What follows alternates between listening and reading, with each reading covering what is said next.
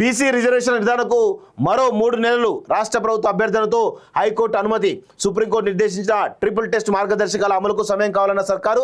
స్థానిక సంస్థలో BC reservation కోసం పిటిషన్లు. విచారణ 3 నెలల పాటు వాయిదా. కొత్త సంవత్సరంలోనే స్థానిక సంస్థల ఎన్నికలు అంటూ కొన్ని చూస్తాను. స్థానిక సంస్థల్లో బీసీ రిజర్వేషన్ల నిర్ధారణకు గాను సుప్రీంకోర్టు నిర్దేశించిన ట్రిపుల్ టెస్ట్ మార్గదర్శకాల అమలుకు మరో 3 నెలల సమయం పడుతుందని రాష్ట్ర ప్రభుత్వం హైకోర్టుకు తెలిపింది. 3 నెలల్లో ప్రక్రియను పూర్తి చేస్తామని పేర్కొంది. దీంతో స్థానిక సంస్థల్లో బీసీలకు రిజర్వేషన్ కల్పించాలని, రాజ్యాంగబద్ధమైనటువంటి డెడికేటెడ్ బీసీ కమిషన్ను నియమించాలని దాఖలైన పిటిషన్లు 3 నెలలకు వాయిదా పడ్డాయి. రాష్ట్రంలో బీసీల జనాభా వివరాలు సేకరించడానికి సర్వేల నిర్వహణకు తెలంగాణ బీసీ కోఆపరేటివ్ ఫైనాన్స్ కార్పొరేషన్ను అధికృత సంస్థగా ప్రభుత్వం గుర్తించడం రాజ్యాంగ వ్యతిరేకమంటూ తెలంగాణ బీసీ సంక్షేమ సంఘం అధ్యక్షుడు జాజుల శ్రీనివాస్ గౌడ్ బీసీ రిజర్వేషన్ కల్పించాలంటూ ఇతరులు హైకోర్టులో పిటిషన్లు దాఖలు చేశారు.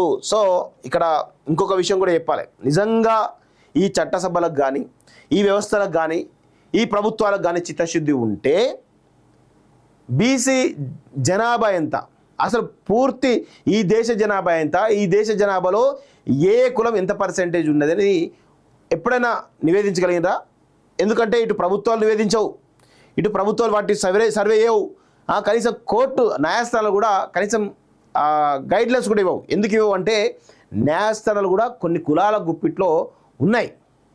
సో అందుకే బీసీలు ఎవరు కూడా న్యాయాధిపతులుగా ఉన్నటువంటి దాఖలాలు చాలా తక్కువ. సో ఇలాంటి పరిస్థితుల్లో ఎందుకు బీసీ జనాభాను ఎందుకు లెక్కిస్తారు? ఇటు రాజకీయ రంగంలో లేకపోయా, ఇటు వ్యాపార రంగంలో లేకపోయా, ఇటు న్యాయస్థానాలు కూడా లేకపోయా. ఏ విధంగా మన బీసీ జనాభా బాగుపడుతుంది? ఏ విధంగా బీసీల లెక్కింపు ఎట్లా జరుగుతుంది? కేవలం రాసి పెట్టుకొని మిత్రులారా, తరాలు మారినా ఏం మారినా బీసీల బతుకులు మారవు. ఎప్పుడైతే ఆ బీసీలు అనేవాళ్ళు ఖచ్చితంగా అవసరమని వాళ్ళకు అనిపిస్తే అప్పుడు మాత్రం బీసీలు ఎంకరేజ్ చేస్తారు. అప్పటిదాకా చేయరు అనేటువంటి విషయాన్ని గుర్తుపెట్టుకోండి. ఎక్కడ కూడా బీసీలకు న్యాయం జరగదు, న్యాయస్థానంలో బీసీలకు న్యాయం జరగదు, ఇటు ప్రభుత్వ పరంగా జరగదు, వ్యాపార పరంగా జరగదు, ఏది జరగదు. ఏదైతే మిడిల్ క్లాస్ ఏవైతే అంటే బీసీలు ఎవరైతే ఉన్నారో వీళ్ళందరూ కూడా కేవలం ఆ మిడిల్ క్లాస్ వరకే పరిమితమయ్యే విధంగా ఈ సిస్టమ్ను మొత్తం కూడా మార్చడం జరిగింది. సో దాని ప్రకారమే జరుగుతూ ఉంది తప్ప వేరే జరగడం లేదు అనేది చాలా స్పష్టంగా మనందరం కూడా గుర్తుపెట్టుకోవాలి.